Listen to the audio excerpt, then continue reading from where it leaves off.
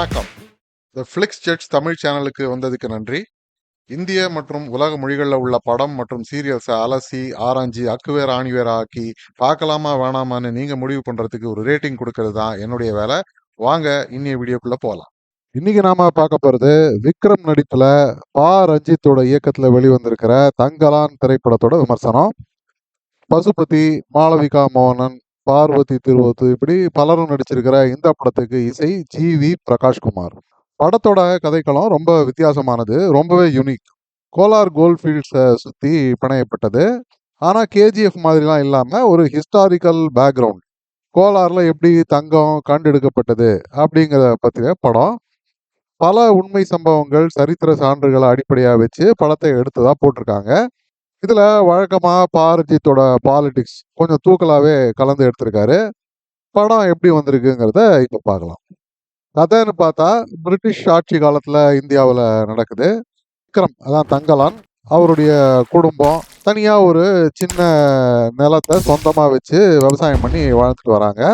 அந்த ஊரே மிராசுதார் ஒருத்தர் கையில நிலத்தை கொடுத்துட்டு அடிமையா இருக்கும் பொழுது இவர் மட்டும் சுதந்திரமா இருப்பாரு. இதுல பல பேருக்கு பொறாமை. அங்க கொஞ்சம் தள்ளி ஒரு காடு மாதிரி இடத்துல தங்கம் நிறைய இருக்கிறதாவும், அதை அப்பப்போ சோழர்கள் காலத்துலேருந்து திப்பு சுல்தான் வரைக்கும் எல்லாருமே வெட்டி எடுத்ததாகவும் சொல்றாங்க.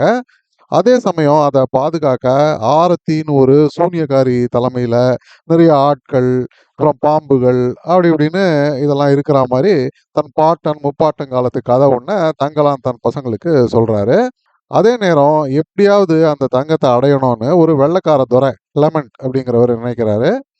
ஆனா யாருமே அவருக்கு உதவி செய்யறதுக்கு பயப்படுறாங்க, அந்த சூனியக்காரியை நினைச்சு. ஒரு பிரச்சனையில தன்னோட நிலத்தை பறி கொடுக்கிற தங்கலான் உயிர் போனாலும் சுதந்திரமா வாழணும்னு நினைச்சு வெள்ளைக்கார துறையோட சேர்ந்துக்கிறாரு.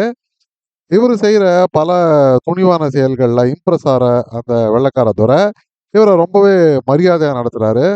தங்கலானும் தன் கிராமத்து ஆட்கள் எல்லாரையும் நிறைய பணம் கிடைக்கும், சுதந்திரமா மரியாதையா வாழலாம் அப்படின்னு சொல்லி தங்கம் வெட்ட எல்லாரையும் தாஜா பண்ணி ஒரு மாதிரி கூட்டிகிட்டு வராரு. அதுக்கப்புறம் அவங்க எல்லாரும் பட்ட கஷ்டங்கள், கடைசியில தங்கம் கிடைச்சுதா, அந்த சூனியக்காரியை இவங்களால தோக்கடிக்க முடிச்சுதா, ஒடுக்கப்பட்ட இந்த சமூகத்துக்கு வாழ்வு கிடைச்சுதா, இப்படி பல கேள்விகளுக்கு விடை சொல்றதுதான் இந்த தங்கலான் திரைப்படம். படத்தோட மிகப்பெரிய ப்ளஸ் பாயிண்ட்டு விக்ரம் தான். அபாரம். ஆஸ்கார் மாதிரி ஏதாவது 2, 3 விருதுகள் இருந்தா கூட அவருக்கு கொடுக்கலாம். டோட்டலி டீகிளாமரைஸ்ட் லுக்கு, ரொம்ப ரியலிஸ்டிக்கான கெட்டப்பு. கதைக்களம் சரியா இருக்கிறதுனால இது சும்மா அவார்டு வாங்குறதுக்காக போடப்பட்ட வேஷம் மாதிரி இல்லாம கதைக்கு கச்சிதமா பாத்திரத்தை ரியலிஸ்டிக்கா காட்டுறதுக்காக போட்ட கெட்டப்னு நல்லாவே தெரியுது. அவருடைய நடிப்பு, டைலாக் டெலிவரி, பாடி லாங்குவேஜ் எல்லாமே டாப் நாட்ச். இந்த பாத்திரமாவே மாறிட்டாங்க அப்படின்னு சொல்லுவாங்களே, அதே மாதிரி தான். சூப்பர். அடுத்த ப்ளஸ் பாயிண்ட்டு ஜி.வி. பிரகாஷ்குமாரோட மியூசிக்கு. கொஞ்சம் ஹெவியான பிஜிஎம் தான் போட்டிருக்காரு. இருந்தாலும் கதையோட மூடு, பேக்ரவுண்டு, அதோடைய பீரியட் எல்லாத்துக்கும் தகுந்த மாதிரி அமக்கலமாக போட்டிருக்காரு. பல முக்கிய காட்சிகளுக்கு பாதி பலத்தை கொடுக்கறது இந்த பேக்ரவுண்ட் ஸ்கோர் தான். பாடல்களும் நல்லாவே வந்திருக்கு. தியேட்டரில் பலரும் ரசித்து பார்த்தாங்க. Great job.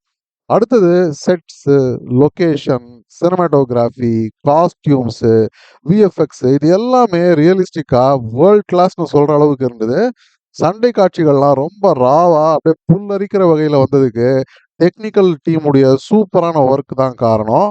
ஆனாலும் சில இடங்கள்ல ஒரு 1, 2 இடங்கள்ல விஎஃப்எக்ஸ் கொஞ்சம் பிசிறடிக்க தான் செய்யுது. இருந்தாலும் ஓவராலாக ஒரு ஃபண்டாஸ்டிக் எஃபர்ட். அடுத்தது கதை, திரைக்கதை. இது ஒரு மிக்ஸ்டு பேக்னு நான் சொல்லுவேன். மிக்சிங்ல பிரச்சனை. ரஞ்சித்தோட இந்த பாலிடிக்ஸை புகுத்துற ஒரு அப்சஷன் தான். எல்லாரும் பொலிட்டிக்கல் மெசேஜ் கேட்கறதுக்காக காசு கொடுத்து படம் பார்க்க வரதில்லை. தமிழ் படங்கள்ல ஆதி காலத்துலேருந்தே, இந்த எம்ஜிஆர் காலத்துலேருந்தே அரசியல் கலக்காத படங்கள்லாம் இருந்ததே இல்லை. ஆனால் அது அப்பப்போ ஒரு 1, 2 பாடல்கள் அல்லது 1, 2 வசனங்களோட நிறுத்திட்டாங்க. இந்த படத்துல ஆண்டான் அடிமை, ஜாதி அரசியல், வெள்ளைக்கார இந்தியன் அப்படின்னு எல்லாத்தையும் போட்டு ஒரு குழப்பி வச்சிருக்காரு. இதுல புத்தர், ராமானுஜர், சைவ பெரியவர்கள்னு எதையோ போட்டு அவர் இஷ்டத்துக்கு சேர்த்து அடிச்சு விட்டுருக்காரு. படத்துல ஒரு 20-30 நிமிஷம் ஈஸியா வெட்டி கிறிஸ்பா பண்ணிருக்கலாம், இதெல்லாம் அவாய்ட் பண்ணியிருந்தா. ஆனா தங்கத்தோட சேர்ந்து மண்ணும் வரும் அப்படிங்கிற மாதிரி இதையும் சேர்த்து நாம பார்க்க வேண்டியதா இருக்கு. சுருக்கமா சொல்லணும்னா ஃபர்ஸ்ட் ஹாஃப் இன்டர்வல் வரைக்கும் அமர்க்களம். விக்ரம் சொல்ற அந்த ஃபிளாஷ்பேக் கதை, அதை எடுக்கப்பட்ட விதம், அதுல அவரோட நடிப்பு, இது எல்லாமே டாப் நாட்ச். இதுல ஒரு 80% கதையும், ஒரு 20% அரசியலும் இருந்தது. ஆனா செகண்ட் ஹாஃப்ல முக்காவாசி அரசியல் தான். ஒரு கால்வாசி தான் கதையே இருக்கும். இதனால பல இடங்கள்ல கொஞ்சம் படம் போர் அடிக்கவே ஆரம்பிச்சுடுது. இத கண்டிப்பா தவிர்த்திருக்கலாம். இது ஒரு பெரிய குறை அப்படின்னு நான் சொல்லுவேன்.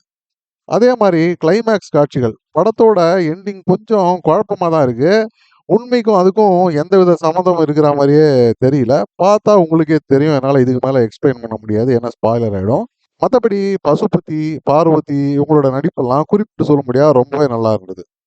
அப்போ இந்த படத்த பார்க்கலாமா, வேணாமான்னு கேட்டாக்கா, அவசியம் தியேட்டர்ல போய் பார்க்க வேண்டிய படம் இது. எப்பேர்ப்பட்ட ஆடியன்ஸையும் திருப்திப்படுத்தக்கூடிய வகையில தான் இந்த படம் இருக்கு.